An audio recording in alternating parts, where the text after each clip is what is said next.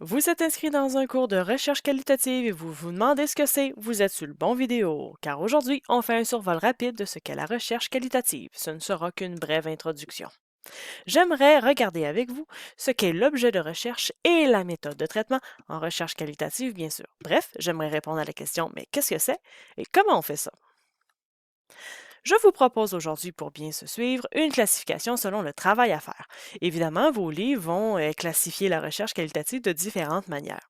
Je vous la propose comme ça aujourd'hui parce que je la trouve très tangible et facile à suivre. Elle se fait comme suit, donc vous avez le choix de ce sur quoi vous allez travailler. Vous pourriez travailler sur du texte, du document texte, des séquences dans le temps ou des images des objets fixes. Lorsqu'on parle de document texte, alors on parle de transcription d'audio. Vous pouvez penser à, par exemple, des discours, qu'ils soient politiques ou autres, des entrevues que vous pourriez avoir fait vous-même et qu'ensuite vous en faites la transcription. Vous pourriez penser à des dialogues de pièces de théâtre, les paroles de chansons, etc. Évidemment, vous pourriez avoir des textes qui sont déjà écrits, soit par exemple des articles de journal, de revues, de livres, de publications, des poèmes, des textes de loi, de procédures, d'avis, des publications écrites, etc., etc., etc. Tout ce qui est écrit peut être d'ordre à analyser. Si vous avez un de ces genres de documents, alors vous travaillerez par codage de texte. On y reviendra. Si vous travaillez sur des séquences dans le temps, alors vous pourriez vouloir aller faire des observations.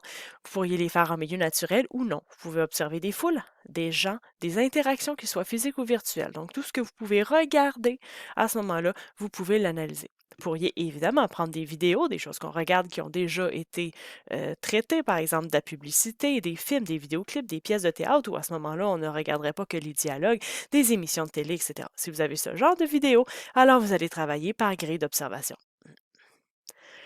Vous allez travailler sur des images, donc si vous voulez travailler sur des images, on peut penser à des publicités papier, des posters, des peintures, des photos, etc. Vous pourriez même avoir des dessins. Vous avez aussi des objets fixes, ça peut être des sculptures, des objets personnels, des bâtiments, des meubles, des expositions, des espaces publics, des quartiers entiers. Bref, la possibilité elle est large. Dès que je peux regarder quelque chose, je pourrais aussi décider de l'analyser et ça aussi, ça va se faire par méthode de grille d'observation.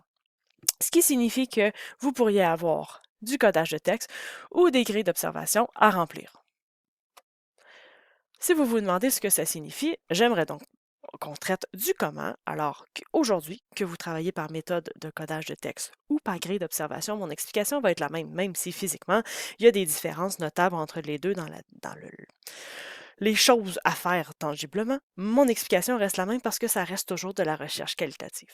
Dites-vous que vous avez une boîte, ou je devrais dire des boîtes, sur lesquelles vous allez apposer des titres. Ces titres-là, en fait, sont les éléments que vous allez vouloir analyser. Puis, imaginez votre pile de documents.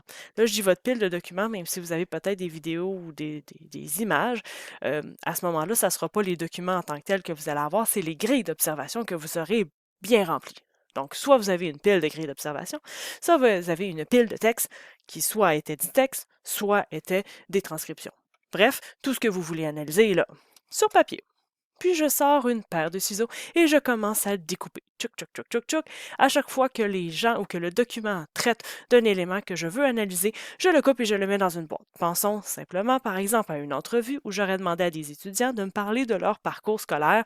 Eh bien, il est fort à parier que parfois, ils vont me dire qu'ils ont été stressés à différents moments et de différentes façons. Tchouk, tchouk, tchouk, je coupe ces extraits et je les mets dans la boîte stress. Ce qui fait qu'au final, tous les documents que j'ai là vont se retrouver en petits morceaux dans toutes les boîtes appropriées à cet effet.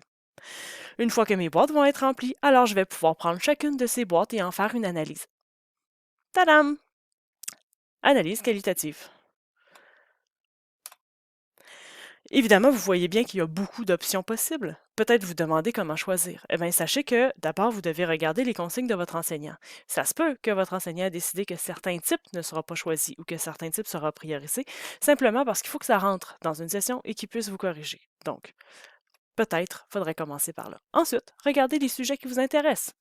Et évidemment, pensez à est-ce que les données que je vais avoir besoin vont m'être accessibles. Est-ce que j'ai le temps de le faire? Donc, est-ce qu'ils sont accessibles en temps? Et est-ce que physiquement, je peux mettre la main dessus?